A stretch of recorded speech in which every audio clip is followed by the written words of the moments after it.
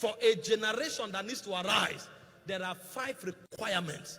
And if those requirements are kept, whether they like you or not, whether they hate you, whether they gang up against you, you will still shine and you will be the one chosen. Did you read the life of Joseph? His brothers hated him. They sold him as a slave for him to die and waste. At the end of the day, he was the answer. So the hatred of people will mean nothing if you know what to do. You don't have to be the son of the governor to shine. You don't have to be the son of a senator to shine. You don't have to be the son of anybody to shine. All you need to do is to know what it means to arise, and then to take the responsibility to arise. You can be a slave and shine. Joseph showed us that. You can be a prisoner and shine. Joseph showed us that. You can be a shepherd boy, forgotten in the wilderness, and shine. David showed us that. When Samuel came to David's house, he said, bring your sons. Can you imagine? God have sent me to anoint a king, and the man forgot David. Does that not give you an idea the quality of life David was living? If somebody comes to your house and tells you there's an advantage for your children, will you forget anyone? To show you that David was literally forgotten. He was not a part of that family. You know where David was when that special occasion was going on? He was with sheep in the wilderness. And they forgot about it. In fact, they didn't care. A lion came, it would have killed David. A bear came, it would have killed David. And you know that if David did not tell Saul, we would not have known, because nobody cared. When he came back and said, I escaped a lion, he said, get out. Even if you die, what does your life imply? Your life means nothing. That's how they saw David. And 7 sons walked past Samuel. No one was there. The man still did not remember. Okay, if God didn't choose any of this one, I have another son. He didn't remember, because he didn't consider David a son. It was Samuel that asked, don't you have any other child? He said, well, there's a boy somewhere in the wilderness. I don't know if God can pick that kind of person. Everybody hearing me tonight, that your generation has given up on you, you will be the chosen one. What does it mean to arise?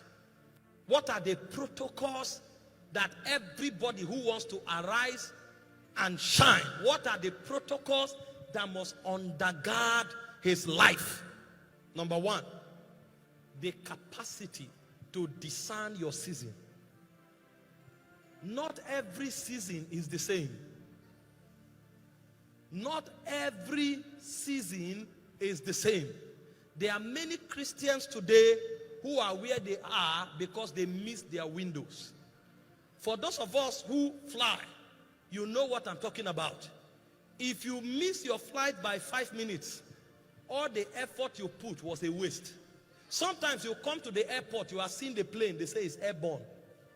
You will have to go back home and wait for the next time of flight.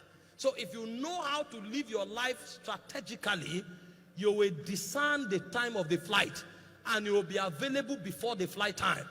This same flight we caught to arrive here in Akwa Ibom, there were many people who came to the counter.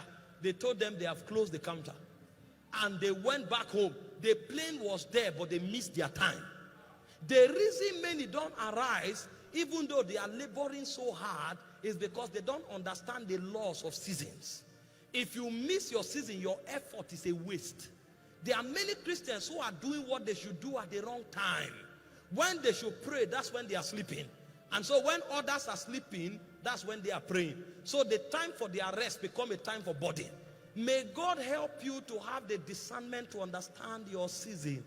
The reason most of these men succeeded was because they knew their season. David knew the season to fight with bears, because if he missed that season, Goliath would have killed him.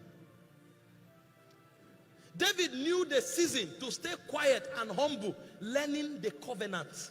When he confronted Goliath, he had what his brothers didn't have. Eliab had a huge shoulder, and so when he comes out, he moves with shoulder. When he met Saul, Saul was bigger than him.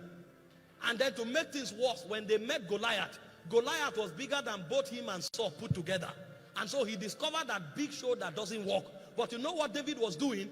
When they were walking with shoulders, David was learning the covenants of God. And so when David met Goliath, he was not intimidated by his size. Goliath kept shouting. Everybody was quaking. He said, I come against you in the name of the God of Israel that you have defied. So he knew what his brothers didn't know. When did he learn it? So when they were doing politics around their father, trying to do who will be the favorite son, David was studying. So when he went to the wilderness, he opened the Torah. He was learning something. He was searching something. He was asking questions. He was seeking God. And he was learning what they didn't know. The day of manifestation, he came with what he had that no other person has. This is the time for you to study. But while you are in the university, you are going looking for clubs on Friday. You don't need a club now. And you may not need it in your life. This is the time to study chemistry. This is the time to study biology. But while they are studying, you are looking for club. And your priority is hair and gown. And so when your season comes, when you should speak, you don't know what to say. Because that corridor will require some level of talk, eloquence, for you to be choosing. But you see, when you should have studied, you went clubbing. You will now discover that you cannot carry clubs to the season of your manifestation. And so all the pleasure will die. You would have buried your destiny. There is a season where relaxation is a sin.